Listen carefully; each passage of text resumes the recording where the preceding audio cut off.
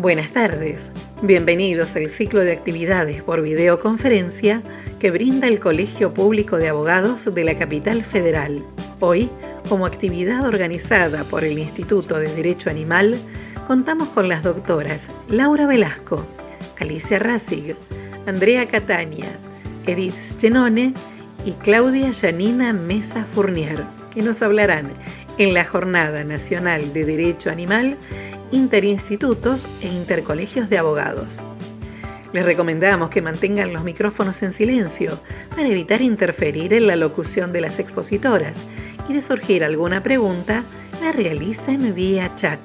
Ahora sí, le damos la palabra a las doctoras. Bienvenidas.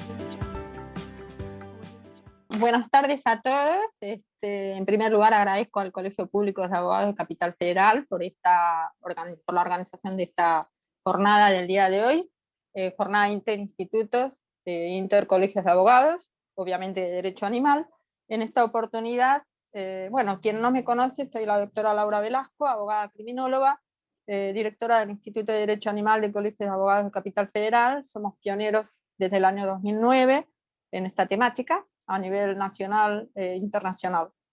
En esta oportunidad me acompañan distinguidas colegas de distintos colegios de abogados, de distintos institutos de derecho animal, la doctora Alicia Rassig, directora del Instituto de Derecho Animal del Colegio de Abogados de San Isidro, la doctora Andrea Catania, directora del Instituto de Derecho Animal del Colegio de Abogados de Lomas de Zamora, la doctora Edith Schenone, vicedirectora del Instituto de Derecho Animal del Colegio de Abogados de Avellaneda Lanús, y la doctora Claudia Janina Mesa Fournier, directora del Instituto de Derecho Animal del Colegio de Abogados de Corrientes, primera circunscripción.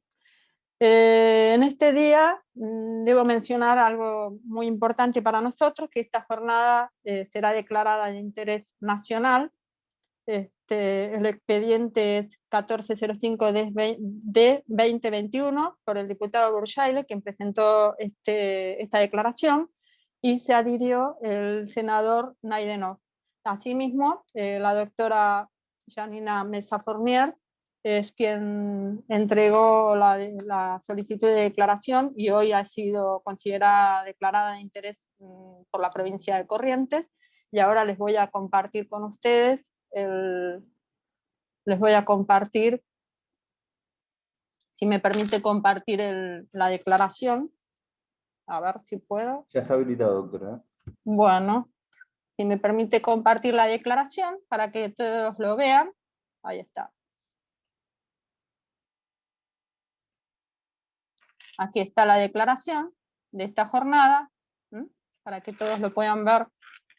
Estamos muy contentos porque recién acaba de enviarme la doctora Claudia Janina. Bueno, hoy algunos no saben por qué festejamos el Día del Animal. Hoy se celebra el Día Nacional del Animal en homenaje al primer abogado defensor de los animales, que fue el doctor Ignacio Lucas Albarracín, que impulsó junto con Sarmiento la llamada verdaderamente Ley Sarmiento en el año 1891, el 25 de junio, que es la Ley 2786, que precisamente es la primera ley en defensa de los animales. Tenía multas y tenía también prisión, ¿no? Arresto y prisión. Fue la primera de proteccionismo animal. Gran abogado, dedicó más de 42 años al tema de la defensa de los animales y fundó, junto con Sarmiento, junto con Guido Spano Mitre, la primera asociación argentina de protección a los animales, y dedicó toda su vida a ello. Dicen que era vegetariano, probablemente vegano, casi vegano, y bueno, él dedicó toda su vida a los animales y además en esa época era un adelantado, estaba contra los zoológicos, a los que decía que era una cárcel y una tortura para los animales, tenía una cosmovisión bastante amplia y bastante adelantada para la época, estaba contra las riñas de gallo, contra las corridas de toro, en fin, él estaba contra la tracción a sangre, que es un tema que va a hablar una de mis colegas de otro colegio. Bueno, En fin, por eso es que hoy se celebra en homenaje a este gran abogado animalista el Día del Animal Nacional, como todos los 29 de abril. Y hoy justamente nos regalan esta declaración, ¿no? Es algo muy importante. Bueno, siguiendo con el tema, hoy me toca hablar de un tema, voy a dar un pantallazo general porque es poco el tiempo que tenemos para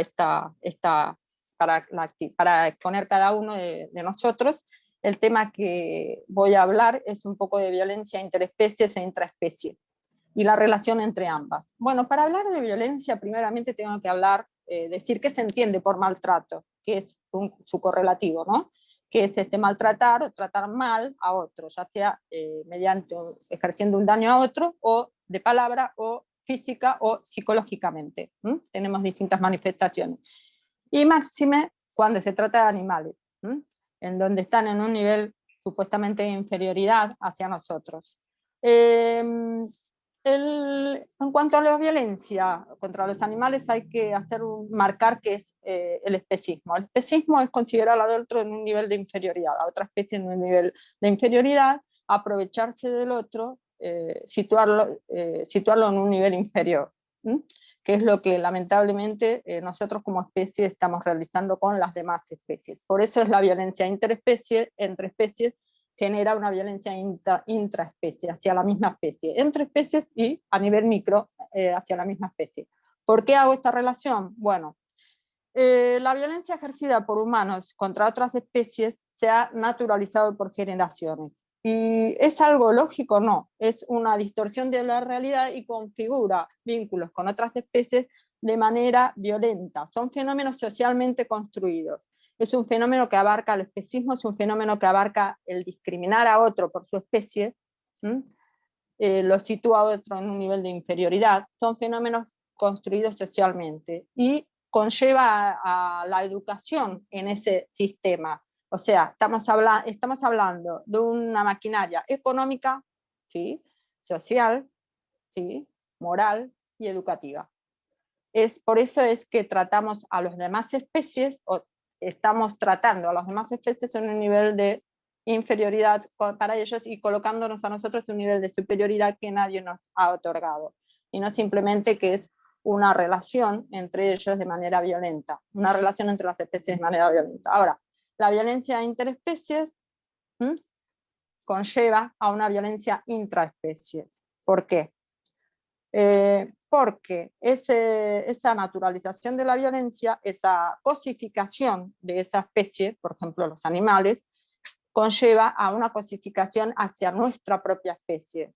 Hay estudios del FBI que han dicho que, por ejemplo, el maltrato hacia animales es una antesala de violencia hacia nuestra propia especie.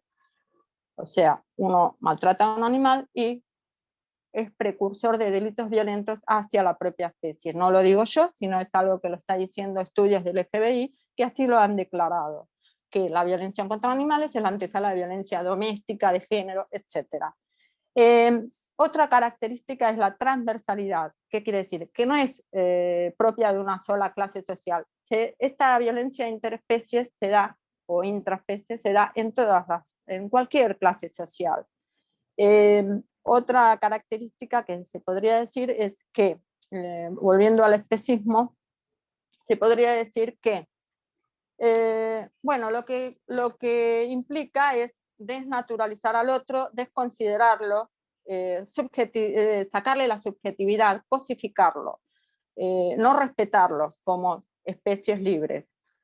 Sitúa a los animales no humanos como medios para fines humanos, o sea, como instrumentos para nuestro propio beneficio. Todo lo que conlleve lucro para los humanos, ya sea los zoológicos, los circos con animales, la explotación animal, la experimentación en animales, todo esto son modos violentos de relacionarnos que conlleva a nuestra propia autodestrucción como seres humanos. No en vano sucedió todo esto que estamos pasando de la pandemia, que luego mi colega que continúa con la exposición, la doctora Racik, va a hablar con más detalle, Bueno, esto que pasa ahora de la pandemia, todo esto que estamos viviendo, no en vano es la relación que tiene el hombre con las demás especies, ¿no? Bueno, hay un sistema binario que quiero destacar, volviendo a esta relación de violencia intraespecie e interespecies, un sistema binario de sometimiento y pensamiento, es decir, un sistema binario de humano versus animal. Los humanos como representados fuera de la existencia de los animales, dejando de lado que somos primates, en detrimento de eso, esa frontera cada vez más aislada, como que no somos animales, sino, y no en vano cuando uno quiere afectar al otro, dice, sos un animal, como si fuera algo malo, y no es así. Eso es una frontera física, moral cada vez mayor entre animales y no humanos. La identidad humana como considerado como opuesta a la identidad animal. ¿Y cuál es el principal fundamento? Y bueno, como diciendo, la característica de lo humano es lo racional, la inteligencia, la habilidad de hablar y todo eso. Eso es lo que dice el lenguaje, desconociendo que los animales tienen sintiencia y conciencia, como hemos visto en varios tratados y declaraciones, como la de Cambridge, la de Lisboa, la de Curitiba, la de Toulon, y todas las demás que van a surgir, ¿no? Que están considerando a los animales como seres sintientes y conscientes en el mismo nivel que nosotros. O sea, que estamos en un mundo, en un planeta en donde tenemos que compartir nuestra vida con las demás especies, sin realizar esta discriminación y esta supremacía de que somos mejor, superiores, que es una falacia. Bueno, volviendo a esta relación, no en vano el especismo, el racismo, el sexismo, el clasismo, tienen tendencia a esta animalización, a esta cosificación, ¿no? Son mecanismos como denigrar al otro. Y son factores de opresión y de subordinación que se dan justamente en estas otras situaciones o en estos otros sistemas que los he mencionado. Bueno, el consumo de cuerpos. Acá también hay un consumo de cuerpos y se puede hacer un paralelo entre diversas cuestiones. Por ejemplo, la dominación y la agresión sobre los cuerpos de los animales no humanos que se transfieren en dominación y consumo de cuerpos humanos. Por ejemplo, la trata que hay, cosificación, fragmentación, consumo. Lo mismo que en los animales no humanos. Lo mismo en los animales humanos y los animales no humanos. Cosificación, fragmentación y consumo. La trata. Se fragmenta a la víctima, se consume, se mata. Bueno, lo mismo en los asesinatos, las mujeres asesinadas, femicidio. Cosificación, fragmentación, consumo o muerte. Lo mismo, esta es la relación que hago, el paralelo, ¿no? De las relaciones violentas. Hablamos siempre hablando de la violencia. Otro proceso, por ejemplo, los cazadores. Los cazadores toman el hecho de cazar como un acto sexual. Hay cosificación, fragmentación y consumo. No en vano están diciendo que algunas de estas cuestiones, como la caza, está ideada por mentes perversas. Y si vamos a un nivel más arriba, podemos establecer que todos los asesinos seriales, no puedo decir que todos los maltratadores de animales sean asesinos seriales, sí puedo decir que todos los asesinos seriales, comenzando masacrando, torturando, matando, lastimando animales. Eso sí, no lo digo yo, sino que está dicho por perfilistas y especialistas del FBI. Eso es un nivel más macro, digamos, ¿no? Bueno, y para cerrar este tema, podría decir que lo que quiero declarar es que la violencia contra animales no es algo menor, sino que deberíamos ver qué es lo que hay detrás de todo esto. Esa transferencia hacia los seres humanos. Al menos por esa transferencia deberíamos prestarle más atención. El debate ya está abierto, así que ahora le dejo el espacio a mi colega doctora Alicia Racid, quien va a seguir con esta temática desde otro prisma. Bueno, muchas gracias. Buenas tardes a todos. Quiero agradecer especialmente al Colegio Público de Abogados de la Capital Federal y a la doctora Laura Velasco por esta invitación, porque no encuentro mejor manera que celebrar el Día del Animal que trabajar para el reconocimiento de sus derechos. Entonces, muchas gracias. Bueno, voy a comenzar con el tema que me ocupa, que es la relación que existe entre los animales y las enfermedades zoonóticas que también pueden transformarse en pandemias, como lo estamos viendo en este momento en el mundo y en nuestro país. Vemos que se habla mucho en relación al COVID, se habla mucho de sus efectos, se habla todos los días, tenemos noticias de la cantidad de personas contagiadas, de la cantidad de muertos, del debate que existe de nuestros gobernantes, si se debe usar barbijo al principio, que no se sabía si no se debía usar, que si los niños deben ir a la escuela, si no deben ir a la escuela, qué medidas se deben tomar de restricción de restricciones en cuanto a la circulación. Pero nadie habla, ni en el mundo, ni en nuestro país, de cuáles son las causas que ha provocado el COVID y que ha provocado otras pandemias con anterioridad y que van a seguir provocándose estas enfermedades si no tomamos las medidas necesarias para evitarlas. Y esas medidas tienen que ver con cambiar el modo en que nos relacionamos con los animales no humanos, porque realmente estamos produciendo un holocausto de ellos. Bueno, vamos a ver, ¿cómo nace el coronavirus que nos está azotando? Los científicos son contestes en establecer que este coronavirus nació en un mercado húmedo de China, en la provincia de Wuhan. ¿Qué son los mercados húmedos? Los mercados húmedos se denominan así localmente porque reciben su nombre de la sangre de los animales sacrificados, que se mezcla con las heces y con los restos de los animales que previamente pasaron por allí, y con el agua para limpiar el suelo. Son sitios realmente infectos, son además realmente un infierno para los animales no humanos. En estos mercados los animales están vivos, son tratados de un modo espantoso porque son confinados en diminutas jaulas, apiladas unas encima de las otras, son además sacrificados frente al consumidor. Es decir, en el momento en que el comprador elige un animal, este es sacrificado. Y generalmente son enviados vivos a las ollas de agua hirviendo o al fuego. Previamente ser torturados, porque se cree que cuanto más se tortura al animal previamente, mejor es el sabor de su carne, o más beneficios para la salud pueden encontrar los consumidores. Imagínense lo que significa esto para los animales no humanos, ¿no? El maltrato que le damos, cómo los cosificamos, y además estos mercados no tienen ningún tipo de norma higiénica sanitaria.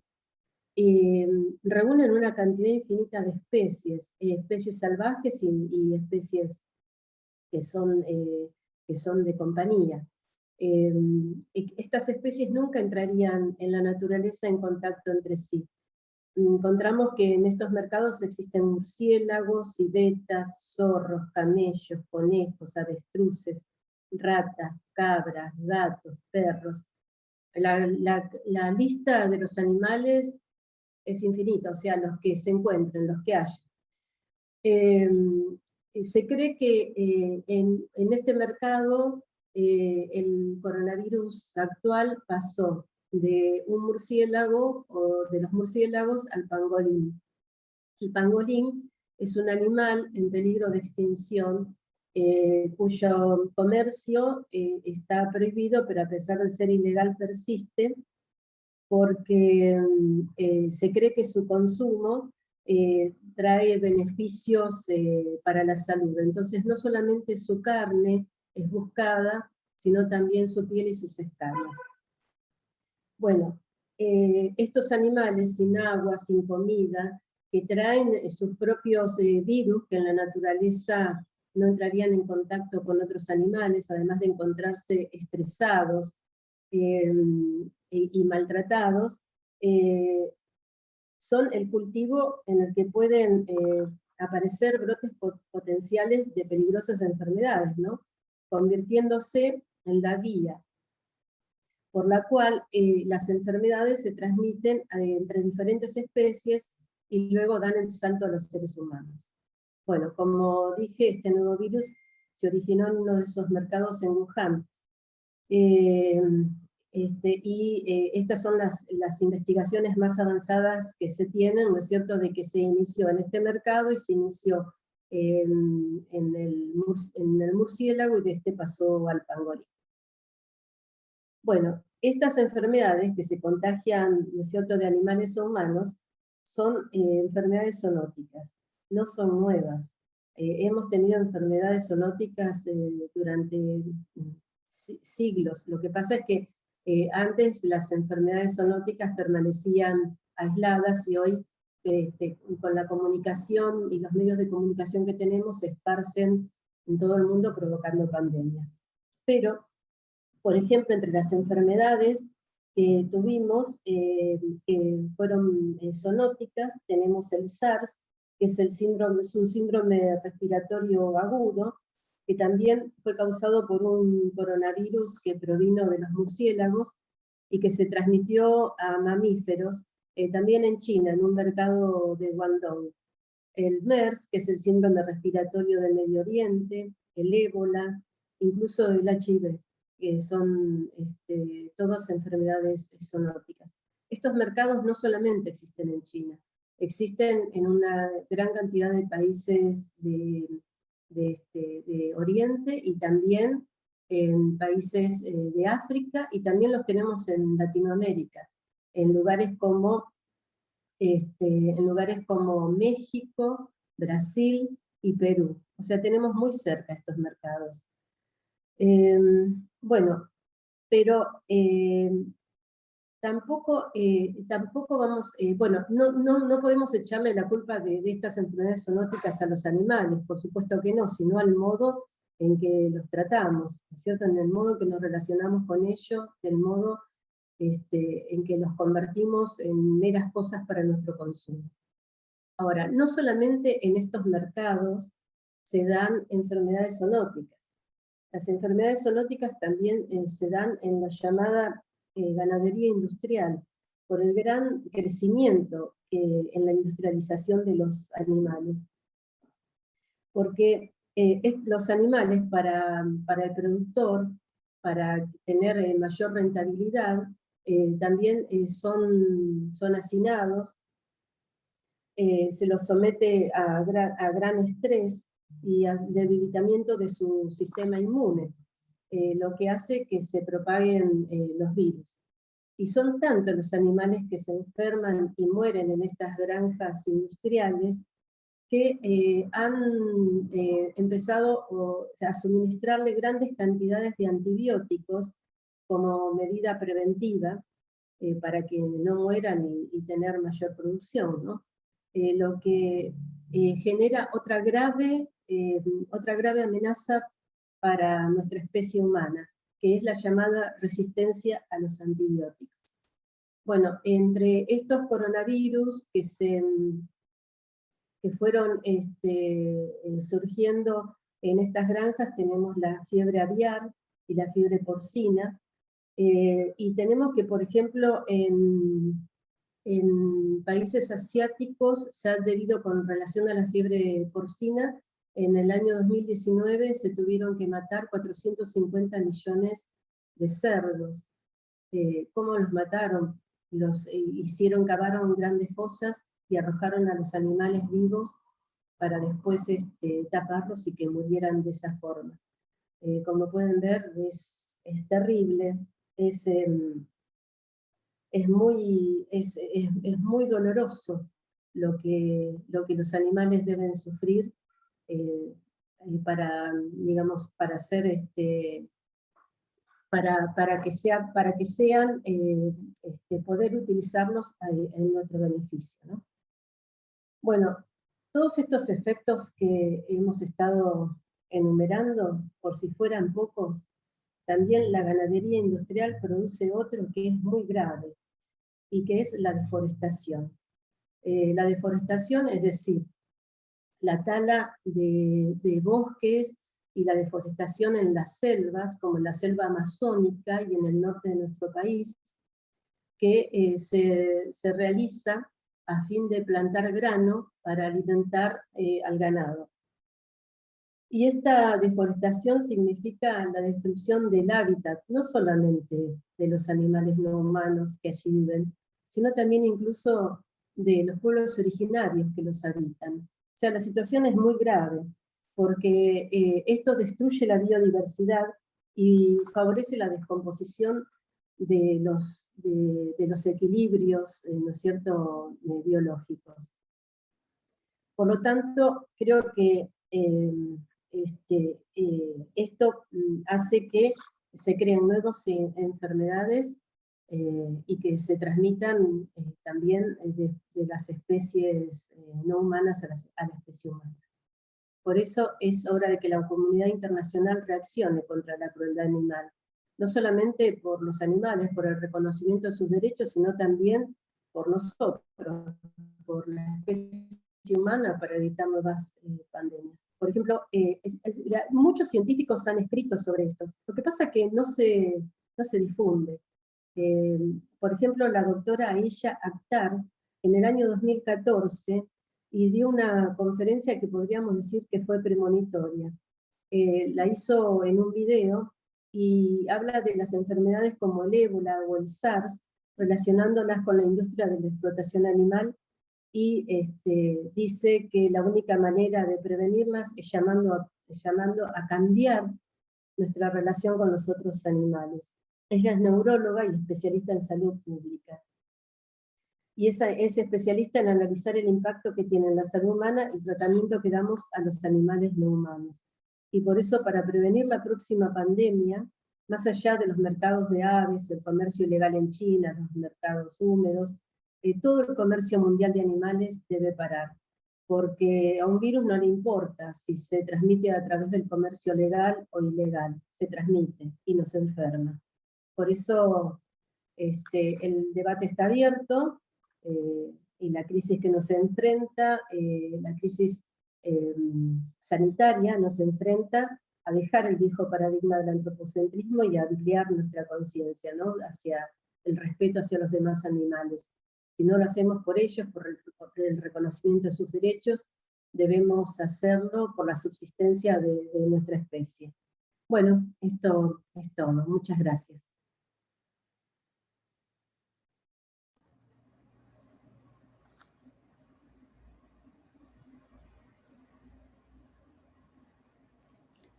Bueno, comienzo a hablar.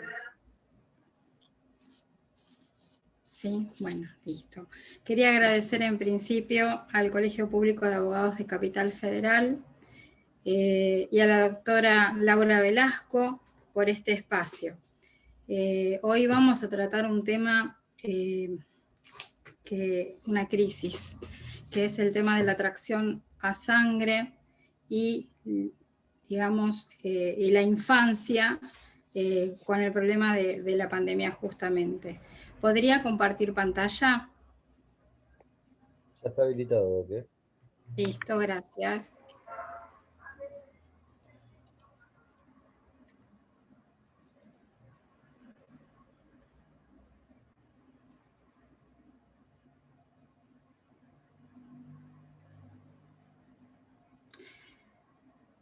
Bueno, vamos a decir qué es la atracción a sangre. Es una alternativa personas que no tienen otro tipo de trabajo, no pueden acceder a un trabajo un poco más digno, y se encuentran marginados por lo cual acuden a un caballo como medio de transporte, con un carro, con todos con todo el daño que le hacen a los equinos. Bueno, acá en esta foto mostramos que acá en provincia, porque yo soy de provincia, existe una omisión por parte de las autoridades de realizar las acciones necesarias para remover los obstáculos que impiden el acceso a la protección de los niños, niñas y adolescentes del conurbano de la provincia de Buenos Aires. Y a la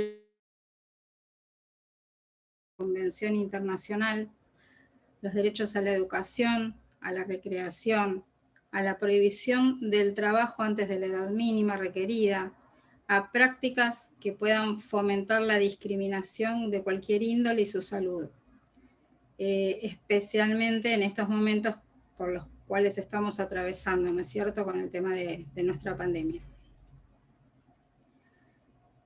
Por las omisiones, estos niños, o sea, hay una falta de control de los organismos públicos, y los nenes circulan en los carros que son traccionados por los caballos, muy especialmente dentro del conurbano bonaerense. No hay controles por parte de las autoridades, ni municipales, y hacen caso omiso, o sea, no hacen caso a las normativas que podemos llegar a tener. Se incurre en un ataque directo a los derechos de los niños debido a que la tracción a sangre implica lo que es un trabajo en negro y muchas veces la explotación infantil, la deserción escolar, la naturalización de la violencia hacia los animales, la pérdida del tiempo en actividades recreativas para los nenes, porque están manipulando basura, porque se exponen a cosas que están contaminadas. Esto es un gran riesgo para nuestra niñez. La mayoría de las personas que hacen esta actividad arrastran también a sus hijos menores de edad, como una consecuencia propia de la marginalidad y por la escasez de recursos, y exponen a los niños a situaciones de desamparo legal. Todo ello obviamente viola los tratados de jerarquía constitucional del artículo 75, inciso 22, como por ejemplo ya la que mencioné, la Convención de los Derechos del Niño, el Pacto de San José de Costa Rica, entre otros instrumentos internacionales. Los equinos son víctimas también, ¿sí?, de graves delitos y maltrato y crueldad. Tienen su tipicidad penal en la Ley 14.346, siendo estas figuras criminales de acción pública, traducido ello en un cuantioso número de denuncias penales interpuestas por organizaciones de sociedades civiles y ONG, que arrojan muchos resultados feos. Un notable incremento de la violencia, estupor social frente a la inacción del Estado ante este flagelo. En nuestros días, la tracción a sangre envuelve un intrincado sistema de múltiples vinculaciones con la violencia social y la injusticia, enquistadas ambas en una sociedad miope a los tremendos abusos que reciben tanto los animales humanos, especialmente los niños, niñas y adolescentes, como los no humanos en el ejercicio de esta práctica, la que se encuentra más vinculada al medioevo que a los modernos estándares que se suponen que deben regir en una sociedad contemporánea, con grandes conquistas sociales y legales basadas en pautas esenciales morales y éticas como fuente normativa. Leonardo Toscano, ¿estás con el micrófono habilitado? Sí, acá estamos. Buenas tardes. ¿Qué tal? ¿Podés seguir y después yo lo cierro? Sí. Bueno, a los fines de procurar mayor comprensión respecto del escenario institucional y legal en que se produce la situación que nos convoca, se dará cuenta de los roles y funciones y deberes que asumen los distintos organismos de la provincia de Buenos Aires respecto de la protección de los derechos de niñas, niños y adolescentes. especialmente en el caso de niños que se encuentran en situación de vulnerabilidad social. En este marco se describirán, conforme a la nueva normativa de protección de derechos de los niños, las responsabilidades institucionales de cada actor, a partir de la cual se mostrará sobradamente cuál es la omisión ilegal en la que recayó.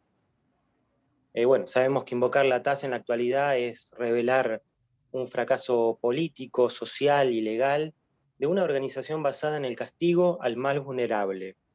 Castigamos al dueño del carro sentenciándolo a moverse en la marginalidad ante la ausencia de la igualdad de oportunidades laborales, educativas, sociales en general, y castigamos al animal no humano, que es explotado hasta el paroxismo en el arrastre de la carga de materia, de materiales, personas, constituyendo per se un maltrato aberrante y inadmisible en nuestra cultura.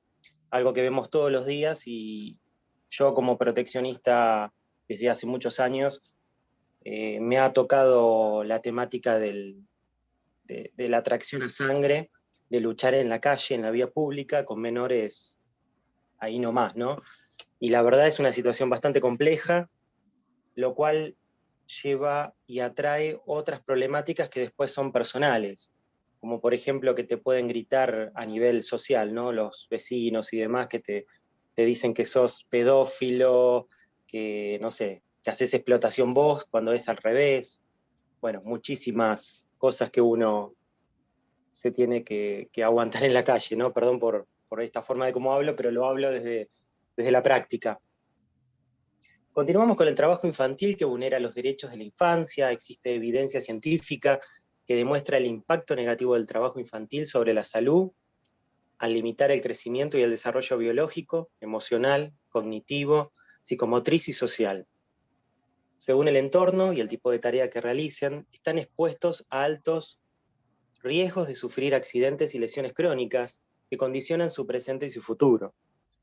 El trabajo infantil es un problema social complejo, condicionado por factores como la pobreza, naturalización, minimización de sus impactos o su justificación al atribuirle una función formativa. El trabajo infantil colisiona con el derecho a la educación. El doble exigencia que implica trabajar y estudiar resta oportunidades de aprender, poniendo en situación desventajosa a los niños y a las niñas que trabajan. ¿Querés seguir vos? No, sí.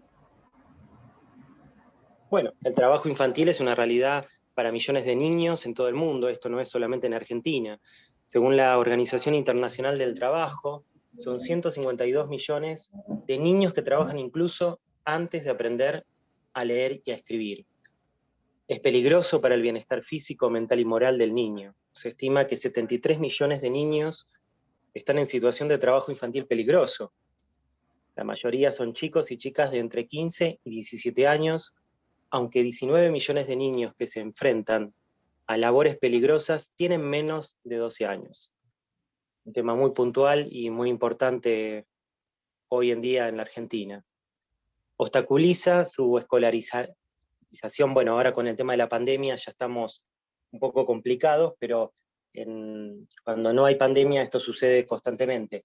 Ahora, si bien en las calles se ve un poco menos de menores, y antes se veían los menores solamente conduciendo los carros. Ahora, en su mayoría, muy bajo el porcentaje, siempre están acompañados con un adulto. La realización de actividades laborales impide que los pequeños asistan a las escuelas y supone que tengan que abandonar las clases de forma prematura, no vuelvan nunca a volver a estudiar, no tengan un proyecto, no tengan un futuro. Según datos del ACNUR, solo el 61% de los niños refugiados están escolarizados en primaria, frente al 91% de la media mundial. Muchos de ellos no van a la escuela porque tienen que trabajar para que sus familias salgan adelante y tengan un sustento.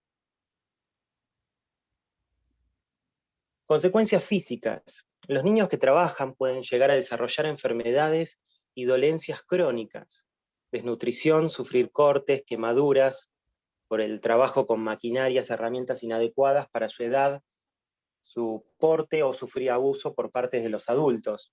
Por ejemplo, se ve en la calle cuando no levantan a algún elemento que el padre quiere que levanten, ¿no? Lo cual es porque son menores, porque son chicos, porque tienen un porte menor a lo que es el elemento a levantar, digamos. Las consecuencias psicológicas. Los pequeños pasan mucho tiempo en un ambiente hostil y violento, lejos del amparo y la protección de sus familiares. Debido a las largas horas que dedican al trabajo, se ven obligados a dejar sus estudios, a combinar ambas actividades. Esto acarrea consecuencias psicológicas como estrés, bajos niveles de autoestima y falta de esperanza en el futuro. Argentina ha adoptado las principales normas internacionales en materia de protección de los derechos de la infancia y sancionando leyes que avanzan en ese sentido.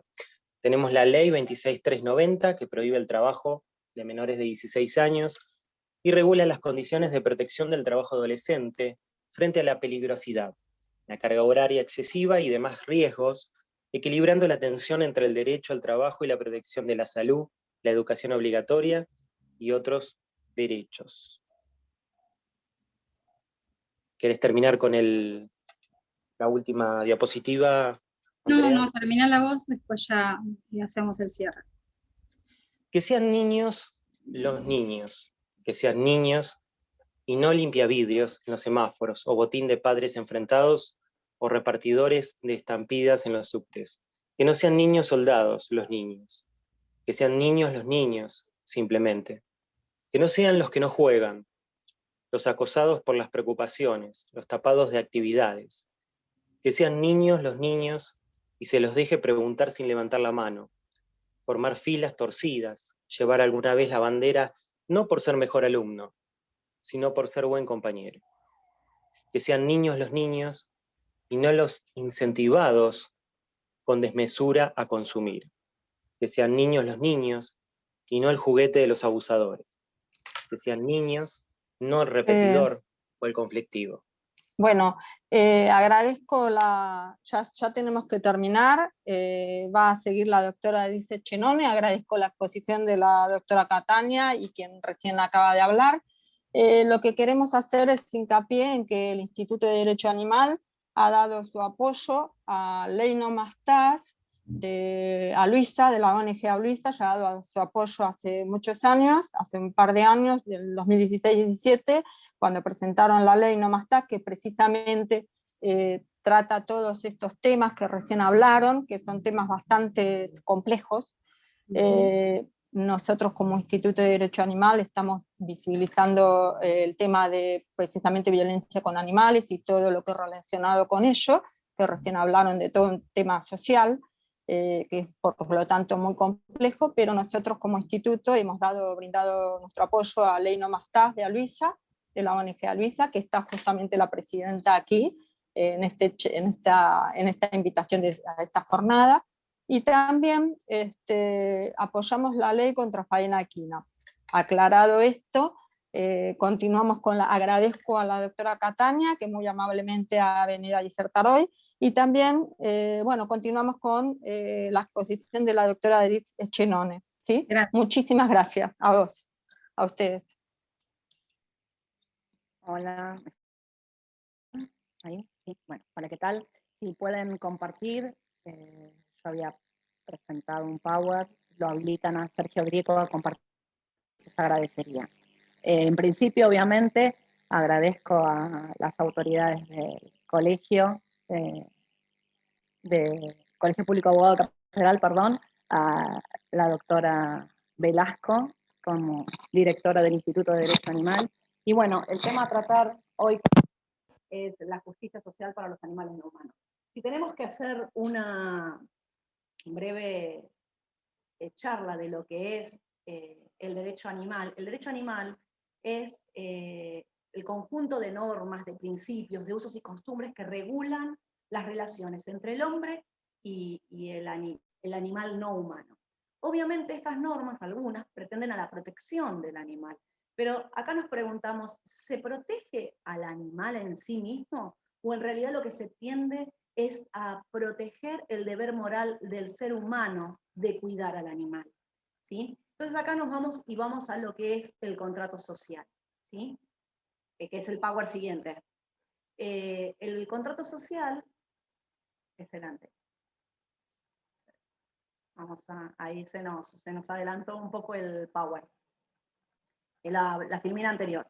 El contrato social es obviamente un contrato en donde la voluntad de la gente, la voluntad general, trató de reconciliar entre la naturaleza y la cultura, ¿sí? ¿Con qué fin? Con que el hombre sea libre, tenga igualdad, tenga independencia, ¿sí? Pero ¿qué pasa? ¿Esto es justo? ¿Este contrato social es justo para la sociedad? En realidad, digamos, los contractualistas dicen que sí porque está la voluntad general, la voluntad de todos. Pero ¿qué pasa? En realidad no están todos. Hay una filósofa norteamericana, Martha Nussbaum, que señala, en este contrato no están ni la gente con discapacidad ni los animales no humanos. ¿Por qué? Porque los principios que se redactaron, ¿sí? Se redactaron para el hombre. ¿Y quiénes lo redactaron? Los redactaron los hombres, pero no todos como supuestamente está esta voluntad general, sino que quienes redactaron esto fueron esas personas adultas con raciocinio. Por ende, obviamente, no está ni la naturaleza ni el animal no humano. ¿Qué se plantea acá? Acá se plantea, la filmina siguiente, que obviamente, a ver, en el contrato social no está porque no suscribió, o sea, el animal no es un ser raciocinio, no podía nunca suscribir un contrato. La siguiente. Ante estas fallas, ¿sí? Ante estas cuestiones de vulnerabilidad que se dan en la sociedad, es más, no hace falta, escuchamos recién la tracción a sangre, escuchamos la exponencia de la doctora Velasco sobre la violencia interespecie, obviamente se necesitaba la protección, ¿sí? De los derechos fundamentales, ¿sí? que en este contrato social se establecían, ¿sí? Esto es la justicia social. La justicia social ¿a qué tiende? A equiparar, a igualar, a generar que se pondere la dignidad del humano. Obviamente siempre hablando del humano porque estamos hablando del contrato social original, ¿sí? Pero ¿por qué proteger la dignidad del ser humano? Porque gracias a esa dignidad se podría gozar de los derechos fundamentales, del derecho a la vida, a la salud, a la educación, ¿sí? ¿Qué pasa? Esta dignidad, obviamente, no se toman en cuenta al animal no humano. La justicia social siempre tuvo a considerar los intereses de todos los seres humanos, ¿sí? La siguiente.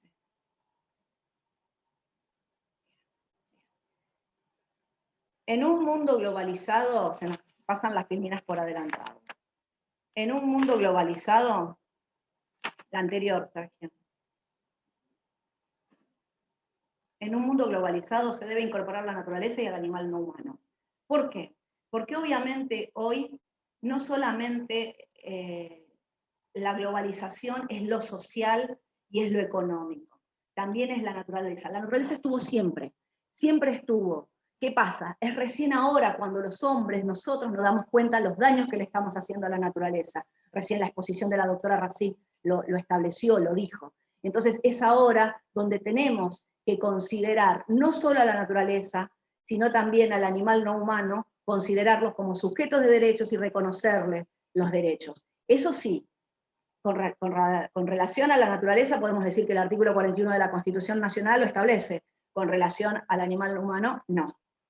¿Sí? La justicia social siempre tendió a subsanar estas vulneraciones que se daban, ¿sí? Subsanar estas cuestiones de injusticia, de exclusión, recién lo vimos con la TAS. Pero ¿qué pasa con el animal no humano? ¿Qué pasa? ¿Por qué no se incluye al animal no humano? Obviamente esto viene porque las teorías contractualistas, como sostenía Kant, el animal no tiene derecho. ¿Pero por qué no tiene derecho? Porque en realidad el animal es un medio para el fin. ¿Y cuál era el fin? El fin es el hombre.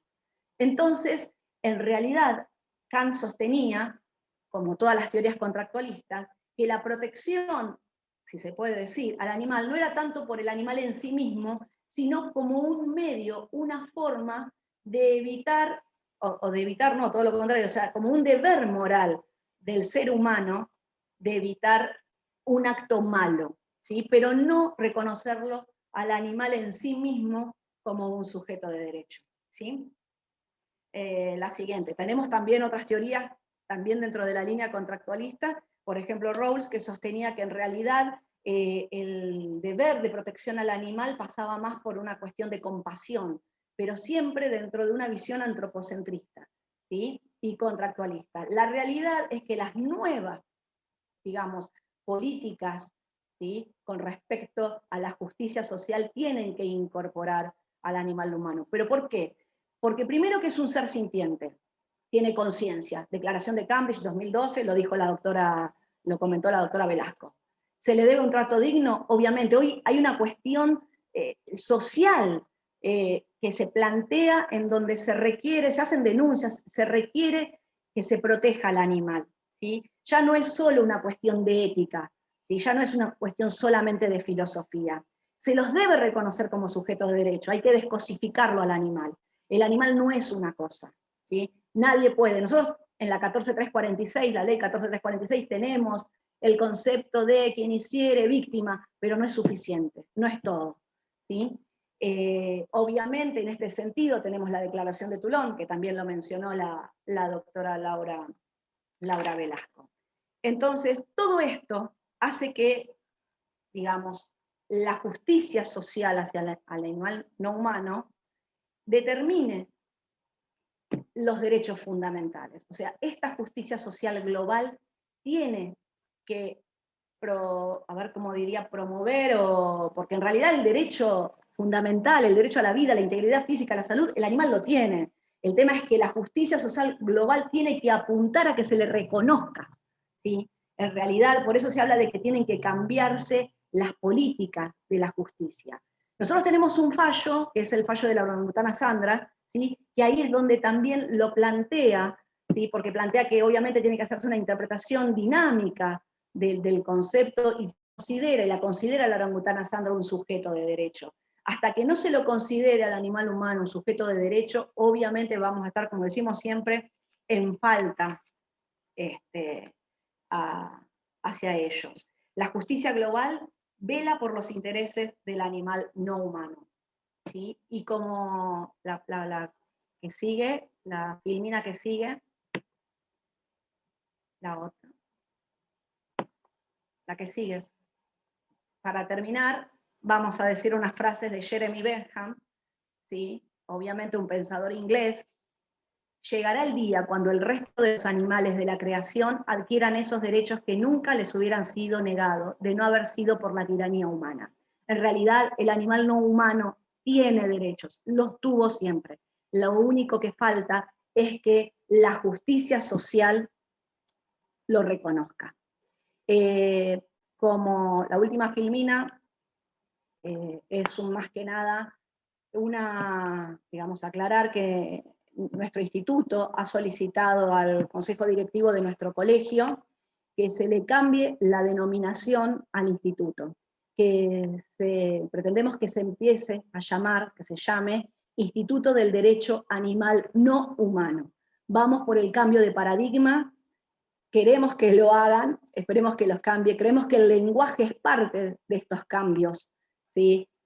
Así que bueno, y como siempre, sin justicia no puede haber derecho. Eso es todo.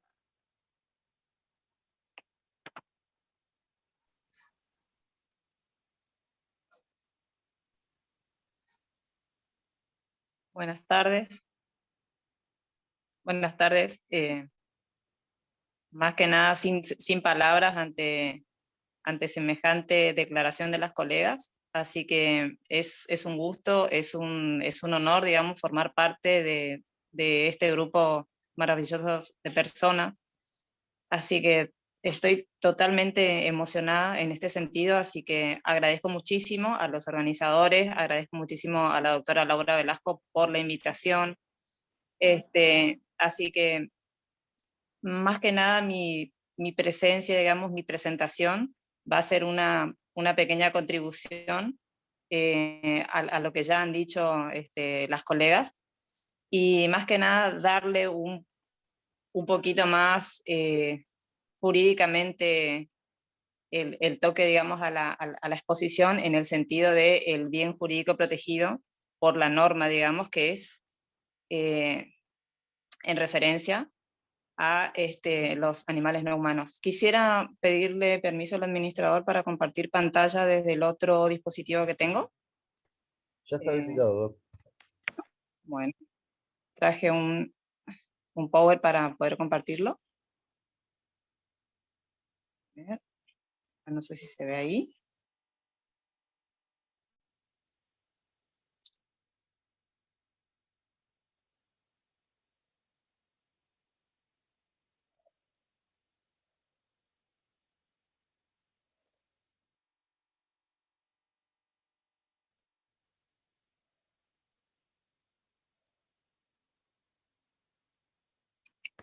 Ahí ya se está viendo, ¿ok? Ah, perfecto, perfecto, ahí está. Bueno, primero que nada quiero comenzar con una frase que me encanta, que es de Mahatma Gandhi, la cual ha marcado, digamos, desde que he comenzado en este camino, me ha marcado mucho, y es que una civilización se puede juzgar por la forma en que trata a sus animales. Así que esto más que nada es un puntapié inicial, digamos, un punto de referencia sobre todo para nuestro país, para nosotros mismos, para mejorarnos como personas, de que necesitamos reflexionar siempre en que la manera en que nosotros tratamos a los animales también es lo que nos marca como personas. Así que eso generalmente siempre quiero ponerlo de relieve, es una cuestión muy importante. Voy a pasar a la siguiente. Hoy el tema que me ha tocado, digamos, es el bien jurídico protegido en el delito de crueldad y maltrato animal. En primer término, quisiera poner de manifiesto lo que entendemos por el bien jurídico protegido. Es un término que utilizamos generalmente para designar el interés que protege la norma. Entonces nos preguntamos, ¿a qué nos referimos con bien jurídico protegido?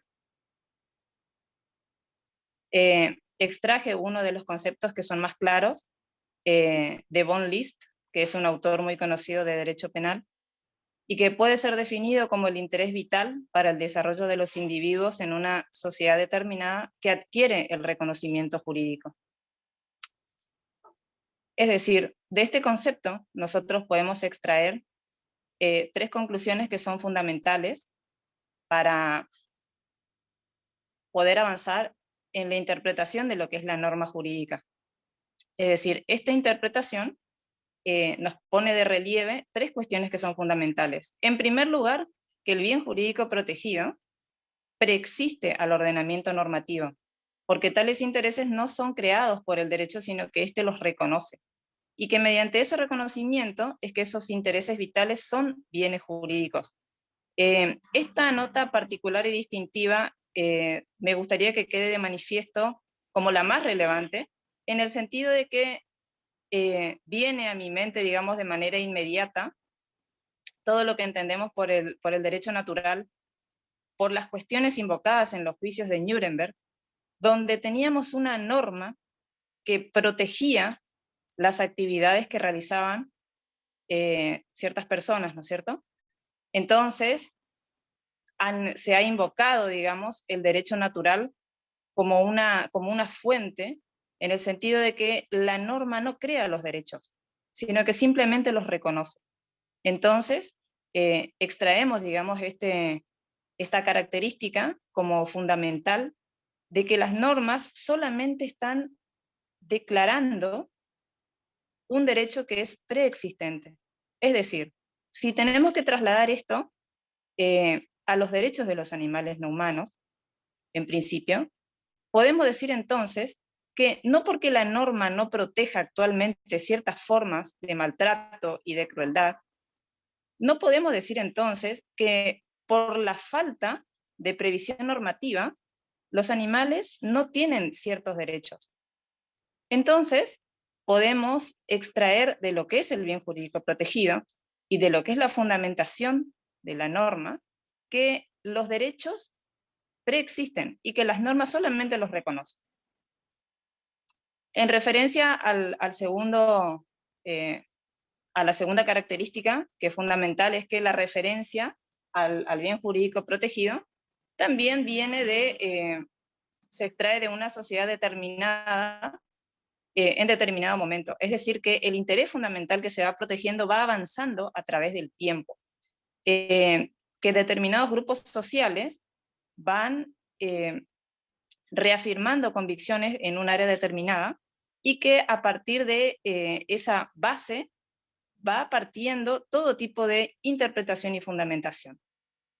En este sentido podemos mencionar que la interpretación que tenemos actualmente de los derechos de los animales no humanos, en el avance, en el tramo específico de la historia en donde nos encontramos, tenemos que ya no podemos dar vuelta atrás, en el sentido de que el avance en el que actualmente nos encontramos nos dice que el parámetro mínimo es el reconocimiento de ciertas pautas mínimas en lo referente a los derechos de los animales. En este sentido es el no sufrimiento de los mismos.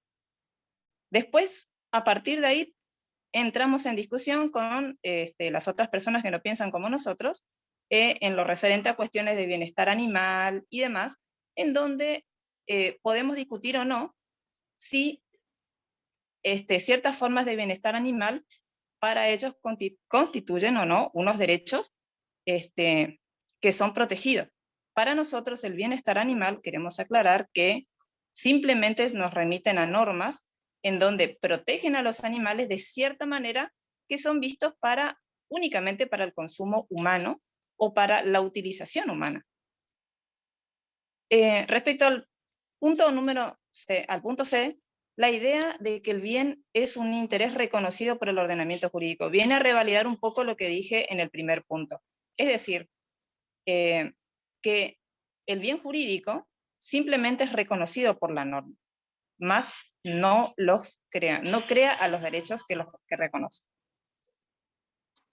Quiero hacer mención además, en referencia a nuestro Código Civil y Comercial de la Nación, respecto a el tratamiento que hace de los animales. En este sentido tuvimos oportunidad de avanzar un estrato más en el reconocimiento de los derechos que nuestros legisladores, no lo han sabido aprovechar, existiendo múltiples proyectos presentados para el reconocimiento, para el avance justamente del derecho de los animales. Sin embargo, nuestro Código Civil y Comercial, que fue aprobado por Ley 26.994, no hace mención a los derechos de los animales, sino que tal como lo regulaba nuestro Código de Vélez-Sarsfield, les otorga a los animales el tratamiento jurídico de cosas. En este sentido, acá les transcribí unos artículos en donde hace referencia, en donde trata someramente el derecho, o sea, en donde se trata, digamos, a los animales. Los artículos 465, 464, que se refieren al carácter propio o ganancial del ganado y sus crías, el artículo 1310, que se refiere a la responsabilidad por culpa en el contrato de transporte, ¿sí?, de los animales, entre esas cosas transportadas también el transporte de animales o de otros transportes especiales. El artículo 1759, que se establece que el daño causado por los animales, cualquiera sea su especie, queda comprendido en el artículo 1757, que es el hecho de las cosas y de las actividades riesgosas. En este sentido, como ustedes verán, todo este articulado sigue, digamos, la delimitación anterior, que es el tratamiento jurídico de cosas de los animales. También en los artículos 1948, 49 y 50, que se refieren a la apropiación del producto de la caza, pesca y a los enjambres. En el 2130, 141 y 2153, que se refieren a los efectos del usufructo sobre los animales. En este sentido, ustedes pueden ver cómo nuestro Código Civil y Comercial no ha cambiado nada en cuanto a la visión de los animales pudiendo hacerlo. Se ha desaprovechado esta oportunidad legislativa en este sentido. Sin embargo, posteriormente, por Ley 26.994, que está vigente desde el 1 de agosto del 2015, si bien esta ley, digamos, tiene una visión ecologista, bueno, se insertó a través de esta normativa el artículo 240 en la sección titulada Los bienes con relación a los derechos de incidencia colectiva. Acá les transcribí, digamos, lo que dice, que es el ejercicio de los derechos individuales sobre los bienes mencionados en las secciones primera y segunda deben ser compatibles con los derechos de incidencia colectiva. Debe conformarse a las normas del derecho administrativo nacional y las dictadas en el interés público, y no debe afectar el funcionamiento ni la sustentabilidad de los ecosistemas, de la flora, la fauna, la biodiversidad, el agua, los valores culturales, el paisaje, entre otros, según los criterios previstos en la ley especial. Como ustedes pueden ver, si hacemos una interpretación extensiva de lo que dice este artículo, incluiríamos a los animales dentro de lo que es el ecosistema, a los fines de no alterar este orden natural. Se protegen, digamos, de alguna manera los intereses de los animales también, en cuanto a que no pueden ser maltratados, no se puede extinguir una especie, por ejemplo, por el desequilibrio ambiental que provocaría.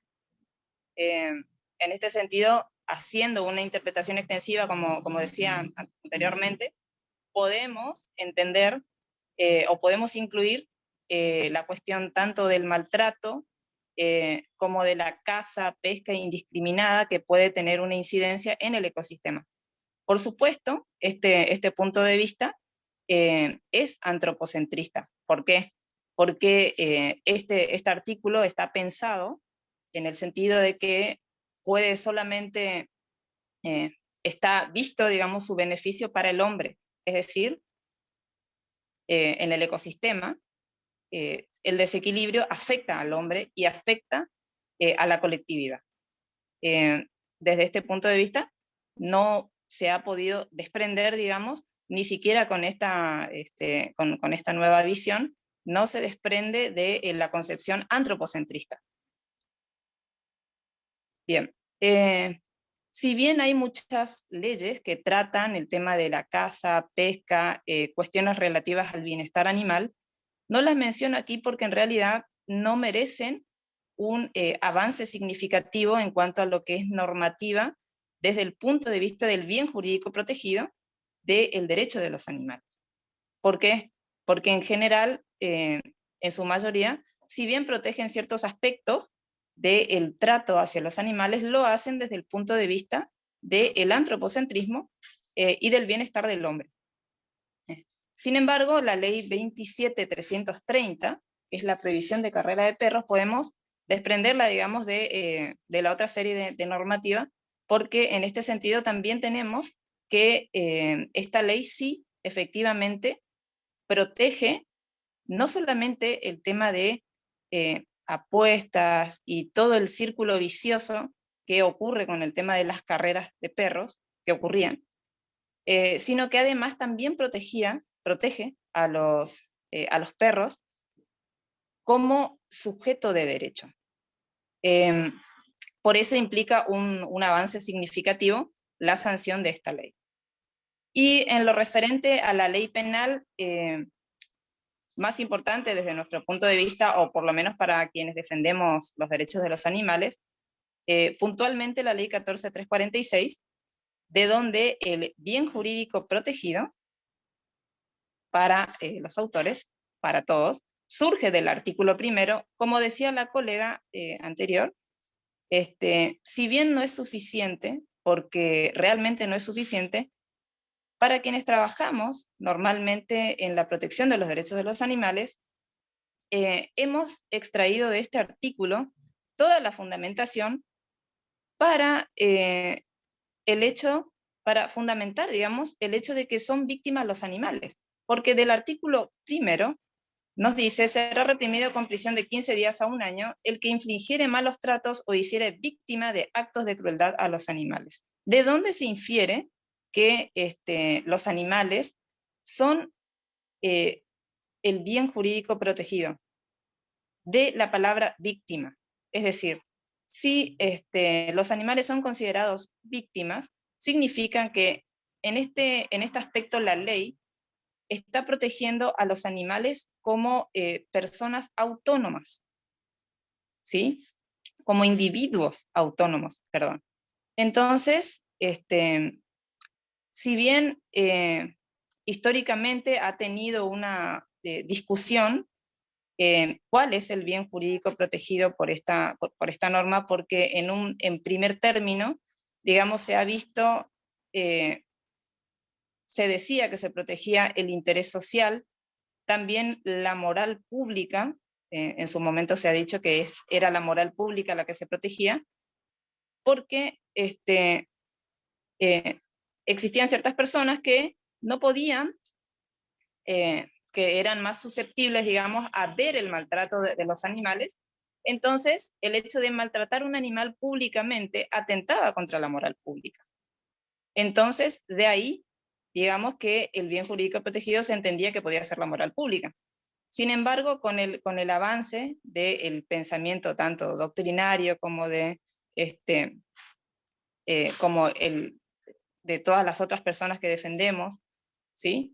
Se ha avanzado en este sentido y se ha llegado a la conclusión de que el bien jurídico protegido por la norma es autónomamente el derecho del animal.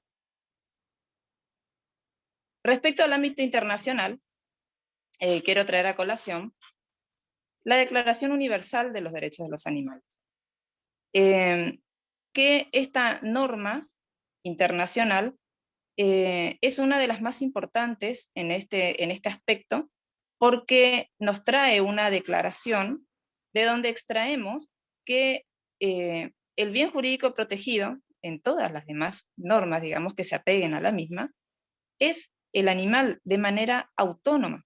Siempre que decimos animal nos estamos refiriendo al animal no humano. Esta Declaración Universal fue proclamada el 15 de octubre de 1978 en París.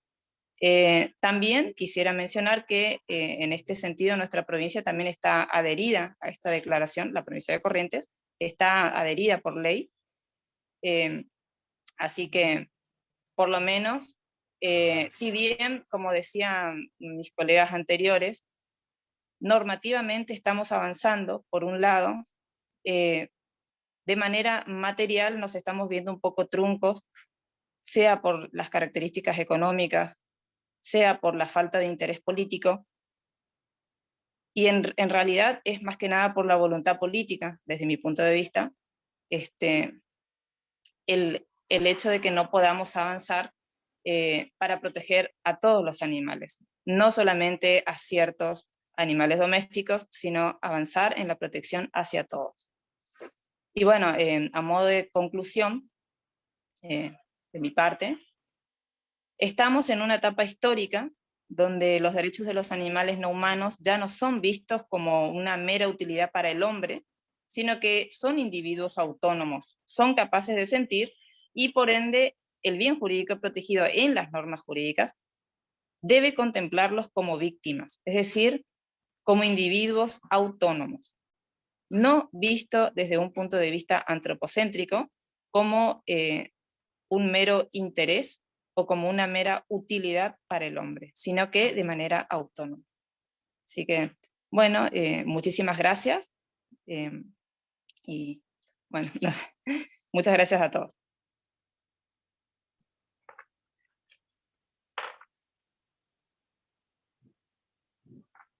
Bueno, para terminar, vamos a ver si puedo compartir unas fotos. A ver si me habilitan para compartir 2 fotitos. Agradezco a todas las expositoras. Gracias. Agradezco a todas las expositoras por esta jornada, por la participación de esta jornada. Y primero quería colocar aquí unas fotos de todas las abogadas que hoy han participado. Vamos a dar lectura de las conclusiones finales de esta jornada nacional de derecho animal, interinstitutos e intercolegios de abogados, y son las siguientes. Para que exista una verdadera justicia social hacia los animales, debemos de reconocerlos como sujetos de derecho no humanos, derechos que hagan a sus intereses individuales y acorde a cada especie. El especismo, como un fenómeno socialmente construido, debe eliminarse completamente para dar lugar al respeto hacia todas las especies y una nueva realidad a partir de la educación en ese respeto a edades tempranas. Esto me parece muy importante. Otra conclusión más: el fin de la justicia social es la equidad. Igualar a los seres vivos, pero igualarlos en consideración de los intereses propios de cada especie. La naturalización de la violencia entre especies o interespecies conlleva a una violencia hacia la misma especie o intraespecie. La misma es precursora de delitos violentos. Esto es indiscutible. Y el debate está abierto. La crisis mundial que vivimos nos enfrenta al cambio. Hemos visto cómo la forma que tratamos a los animales no humanos nos causa enfermedades y otros trastornos que nos podrían llevar incluso a la extinción. Debemos transformar la forma que nos relacionamos con los animales no humanos, dejar el viejo paradigma del antropocentrismo, ampliar nuestra conciencia, abogar por las transformaciones en lo social, cultural y legal para abolir la esclavitud y tortura animal. Si no los hacemos por el reconocimiento de sus derechos, por un mundo más justo, vamos a tener que hacerlo por nuestra propia supervivencia. Es hora de despertar. Estas fueron las conclusiones de todas las expositoras. Vamos a elevarlo al Consejo Directivo para que se transforme en fuente de derecho, y asimismo estas conclusiones las vamos a elevar también a los diputados y los senadores que nos han acompañado para que esta jornada sea declarada de interés nacional y de interés provincial por el Senado de la provincia de Corrientes, que no es poco decir. Bueno, muchísimas gracias a todos y esperamos encontrarlos en alguna otra jornada, y esta vez muy felices por haber acompañado a todas mis colegas y el Colegio de Abogados, agradeciendo al Instituto de Derecho Animal, a todas las colegas que nos han acompañado. Finalizamos con esta foto del doctor Ignacio Lucas Albarracín, quien se dedicó más de 50 años a la defensa de los animales no humanos, y hoy es el día en que se realiza este homenaje. Así terminamos por hoy y esperamos encontrarlos en alguna otra actividad. Muchísimas gracias.